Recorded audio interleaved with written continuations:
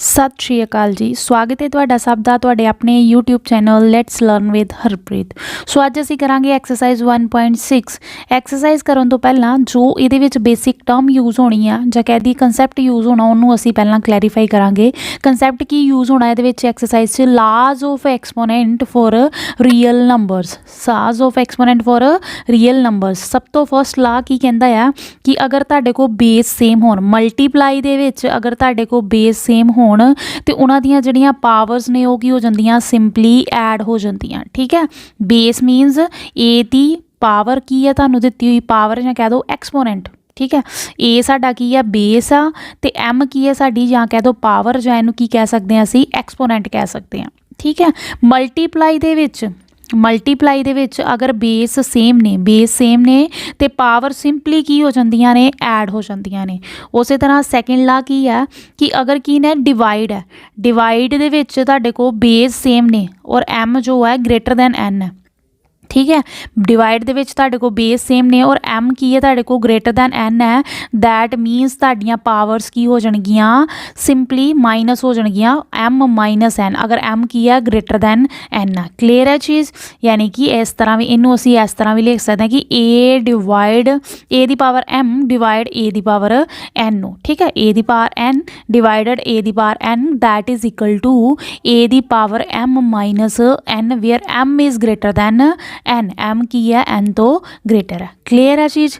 Next देखो third, कहते किसी की भी पावर जीरो अगर दी होए, किसी भी नंबर की पावर जीरो हमेशा की होंगी है तुहाडे कोल 1 होंगी है। क्लीयर है, नंबर की होना चाहिए ग्रेटर दैन जीरो। ठीक है, आ जो नंबर है ए की होना चाहिए ग्रेटर दैन जीरो सारे रियल्स नंबर लिए। ठीक है, किसी की भी पावर तुहाडी की होंगी है जीरो होंगी है, बट नंबर हमेशा की होना चाहिए ग्रेटर दैन जीरो।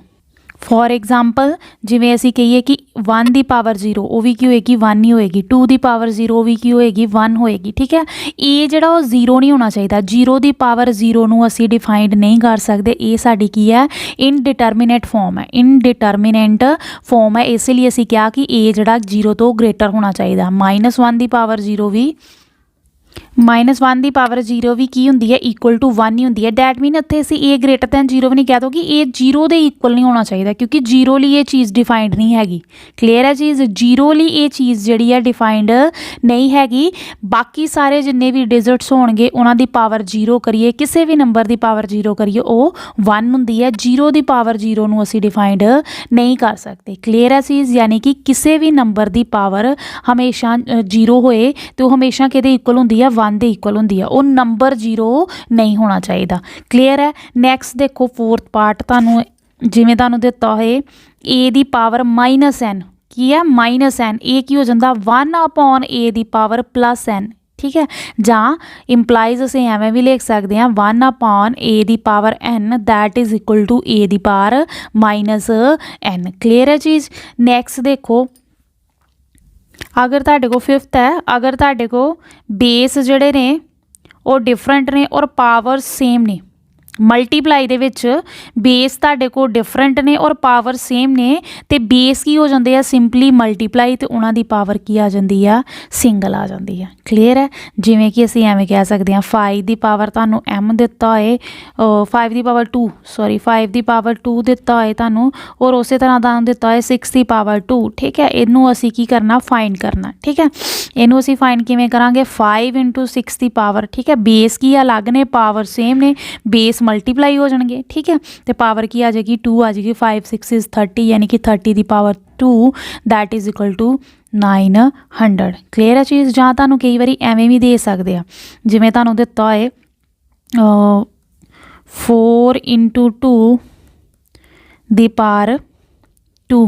ठीक है, इनू असी अलग एवें भी लिख सकते हैं 4 की पावर 2 × 2 की पावर 2, क्योंकि कई बार स्केयर रूट विच जिदा कह दिए 1/2 तुहानूं दिता है, सिंपली ले लो जिवें 4 दिता है। ठीक है, 4 की पावर 1/2 इंटू तुहानूं दिता कुछ 6 की पावर 1/2। इनू असी किवें सॉल्व करांगे, 4 की पावर 1/2 अलग हो जाएगा, 6 की पावर 1/2 अलग हो जाएगा, क्योंकि इहदा जिहड़ा ओपोजिट लग रहा है। ठीक है, रेसिप्रोकल भी हो सकता, यहाँ कि एवें दिता है ए दी पावर m मल्टीप्लाई b दी पावर m, ठीक है, a into b power m हो जाता। जां तुहानूं अगर एवें दिता है मल्टीप्लाई दिते होण, बेस मल्टीप्लाई हो रहे, उन्हां दी पावर सिंगल है तो पावर जिहड़ी है अलग अलग तो डिस्ट्रीब्यूट हो जाती है।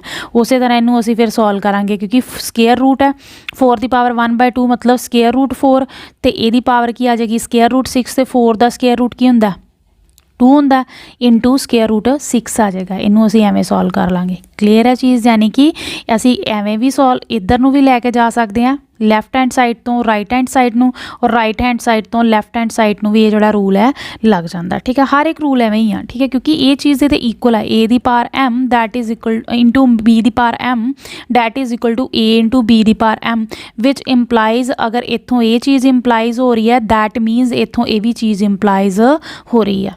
क्लीयर है चीज़, क्योंकि कई बारी तुहानूं ये चीज़ गिवन होएगी तो उत्तों तुसीं आ स्प्लिट करके बना लोगे, कई बारी सानूं ये चीज़ गिवन होएगी उत्तों तुसीं आ स्प्लिट करके बना लोगे। नैक्सट देखो, नैक्सट रूल देखो कि तुहानूं एवें गिवन होए कि ए दी पावर m ओदी पावर की होए n होए, ठीक है, तो पावर की हो जांदियां ने मल्टीप्लाई हो जांदियां ने, यानी कि m इंटू n आ जाता।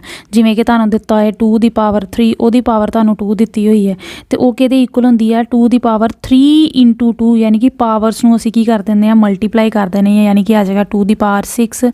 इनू असीं सॉल्व ये आ जाएगा तुहाडे कोल 64। क्लीयर है चीज़, यही सारे लाज जिहड़े आ साडे एक्सरसाइज दे विच यूज़ होने हैं। चलो करते हैं एक्सरसाइज का question number 1। Question number 1 they which first part तुहानूं गिवन है 64 दी पावर 1/2। इनू असीं की करना सॉल्व करना है। इनू सॉल्व करने लई पहलां असीं की कर लांगे 64 दे फैक्टर कर लांगे। इहदे फैक्टर करोगे तुहाडे कोल आ जाएगा 32 16, नैक्सट आ जाएगा तुहाडे कोल 8 4 2 2 और 1। क्लीयर है चीज़, यानी कि साढ़े को फैक्टर आ गए 1 2 3 4 5 और 6, यानी कि 2 दी पावर 6 ओदी पावर होल पावर कितनी है 1/2। तो असी हुणे ये रूल करके आए हैं कि 2 दी पावर 6 तो जिहड़ी उपर पावर होए वो की हो जांदी पावर्स ते पावर की हो जाते हैं मल्टीप्लाई हो जाते हैं। जो असी इन्हां नूं मल्टीप्लाई किया कटिंग करती 3 आ गया, 2 दी पावर की आ गई 3 that is equal to 8। Next देखो क्वेश्चन नंबर 2 32 दी पावर 1/5, 32 दी पावर 1/5। 32 दे असी फैक्टर कर लांगे, 32 दे फैक्टर इत्थे गिवन ही है, 32 दे असी फैक्टर कीते है इत्थों लैके इत्थों तक 32 दे फैक्टर ने, यानी कि 2 साढ़े को किन्ने टाइम आया 1 2 3 4 और 5 टाइम। 32 दी power 1/5 that is equal to 2 दी पावर 5 इंटू ओदी होल पावर कितनी दित्ती हुई है तुहानूं 1/5। पावर पावर्स की हो जाणगियां मल्टीप्लाई हो जाणगियां, 5 नाल 5 कैंसल हो जाएगा, 2 दी power 1 that is equal to 2। ये साडा सैकेंड पार्ट हो गया। थर्ड पार्ट देखो, थर्ड पार्ट विच की गया होया 125 दी पावर 1/3। 125 दे फैक्टर कर लो, 125 दे फैक्टर की है 5 ते जाएगा 25 आ जाएगा, फिर 5 ते गया साढ़े को कितना आ गया 5 5 1 इज़ 5, यानी कि 125 दे फैक्टर साढ़े को की आ गए 5 दी पावर 3 ते होल पावर कितनी ओदी 1/3। पावर नाल पावर्स की हो जाणगियां मल्टीप्लाई हो जाणगियां, ठीक है, 3 ना 3 कैंसल हो गया, साढ़े को आ गया 5 दी power 1 that is equal to 5। Next देखो next part question number second which की क्या होया 9 दी पावर 3/2, ठीक है, 9 दे फैक्टर कर लो, 9 दे फैक्टर की आ जाएंगे 3 इंटू 3, यानी कि 3 दी पावर 2 ओदी होल पावर कितनी दित्ती हुई है सानू 3/2। पावर्स मल्टीप्लाई हो जाएगियां, 3 दी पावर 2 इंटू 3/2, 2 ना 2 कैंसल हो गया, साढ़े को आ गया 3 दी पावर 3, 3 दी पावर 3 के दे इक्वल होंदा 27 दे equal, 3 into 3 into 3, 3 3 is 9, 9 3 is 27। Next देखो 32 दी पावर फिर 2/5 आ गया। सैकेंड पार्ट आ साडा 32 दी पावर 2/5। 32 दे असी हुणे ही फैक्टर किते सी, 32 दे फैक्टर की सीगे 2 दी पावर 5 ओदी होल पावर की दित्ती हुई है सानू 2/5, ठीक है, पावर्स की हो जाणगियां मल्टीप्लाई हो जाणगियां, 5 नाल 5 कैंसल हो जाएगा, 2 दी power 2 that is equal to 4।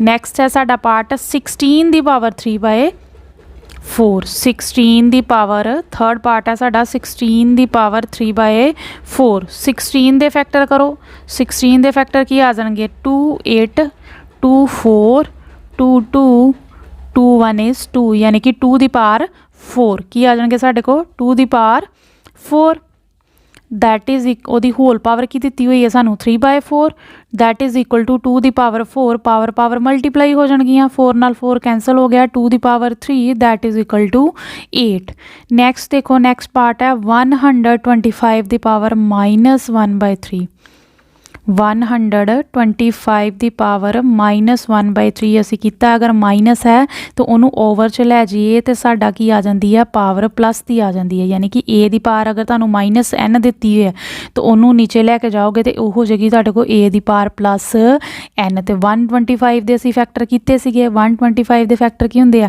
5 ਦੀ ਪਾਵਰ 3 ਉਹਦੀ ਹੋਲ ਪਾਵਰ ਤੁਹਾਨੂੰ ਕੀ ਦਿੱਤੀ ਹੋਈ ਹੈ 1/3 3 ਨਾਲ 3 ਕੈਂਸਲ ਹੋ ਜਾਏਗਾ ਸਾਡੇ ਕੋਲ ਬਚ ਗਿਆ 1/5 ਦੀ ਪਾਵਰ 5 ਦੀ power 1 that is equal to 5 यानी कि साडा आंसर आ जाऊगा 1/5 क्लीयर है नैक्सट देखो नैक्सट पार्ट थर्ड दा फर्स्ट पार्ट तुहानूं की दिता होया कहते 2 ਦੀ ਪਾਵਰ 2/3 इंटू 2 ਦੀ ਪਾਵਰ 1/5 यानी कि मल्टीप्लाई है मल्टीप्लाई ਦੇ ਵਿੱਚ बेस सेम होने ਤੇ पावर सिंपली की हो ਜਾਂਦੀਆਂ ਨੇ ऐड हो ਜਾਂਦੀਆਂ ਨੇ ठीक है मल्टीप्लाई ਦੇ ਵਿੱਚ बेस सेम ਹੋਣ ਤੇ पावर की हो ਜਾਂਦੀਆਂ ਨੇ सिंपली ऐड हो ਜਾਂਦੀਆਂ ਨੇ ਤੇ ऐड ਕਿਵੇਂ ਕਰਾਂਗੇ एलसीएम ले लो एलसीएम आ जाएगा साडा 15 एलसीएम आ जाएगा ये 5 ਨਾਲ मल्टीप्लाई कर दो ਇਹਨੂੰ ਕਿੰਨਾ कर दो 3 ਨਾਲ मल्टीप्लाई कर दो ਤੁਹਾਡੇ को आ जाएगा 10 +3 यानी कि 2 ਦੀ ਪਾਵਰ ਤੁਹਾਡੇ को आ जाएगा 13/15 क्लीयर है 2 ਦੀ पावर आ जाएगा ਤੁਹਾਡੇ को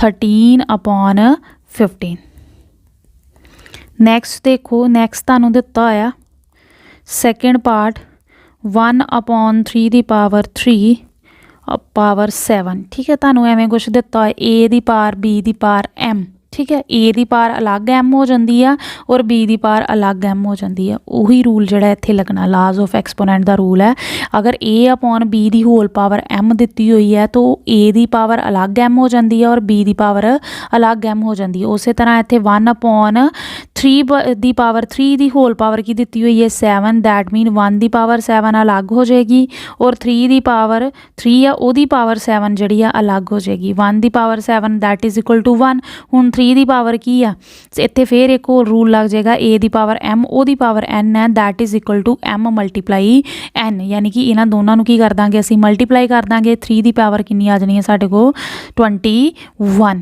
ਠੀਕ ਹੈ ਨੈਕਸਟ ਦੇਖੋ ਥਰਡ ਪਾਰਟ 'ਚ ਕੀ ਕੀਤਾ ਹੋਇਆ ਡਿਵਾਈਡ 11 ਦੀ ਪਾਵਰ 1/2 अपॉन 11 ਦੀ ਪਾਵਰ 1/4 11 ਦੀ ਪਾਵਰ 1/2 और 11 ਦੀ ਪਾਵਰ ਕੀ ਦਿੱਤੀ ਹੋਈ ਹੈ ਸਾਨੂੰ 1/4 ਇਹ ਆ ਜਾਏਗਾ ਸਾਡੇ ਕੋਲ 11 ਦੀ ਪਾਵਰ ਡਿਵਾਈਡ ਦੇ ਵਿੱਚ a ਦੀ ਪਾਵਰ m ਡਿਵਾਈਡ a ਦੀ power n that is equal to a ਦੀ ਪਾਵਰ m ਮਾਈਨਸ n यानी कि 1/2 माइनस 1/4 एलसीएम की आ जाना ਇਹਨਾਂ ਦੋਨਾਂ ਦਾ 4 आ जाना एलसीएम ठीक है यानी कि ये 2 ਨਾਲ ਮਲਟੀਪਲਾਈ ਹੋ ਜਾਏਗਾ यानी कि ਇੱਥੇ ਆ ਜਾਏਗਾ 2 minus 1/4 that is equal to 11 ਦੀ ਪਾਵਰ 1/4 नैक्सट देखो साढ़े को दिता है 7 की पावर 1/2 इंटू 8 की पावर 1/2 ये नैक्सट लाज ऑफ एक्सपोनेंट है 7 की पावर 1/2 इंटू 8 की पावर 1/2 ये की है साढ़े को दिता है बेस जोड़े है डिफरेंट है पावर्स की ने सेम है मल्टीप्लाई ਦੇ ਵਿੱਚ बेस डिफरेंट ने पावर सेम ने तो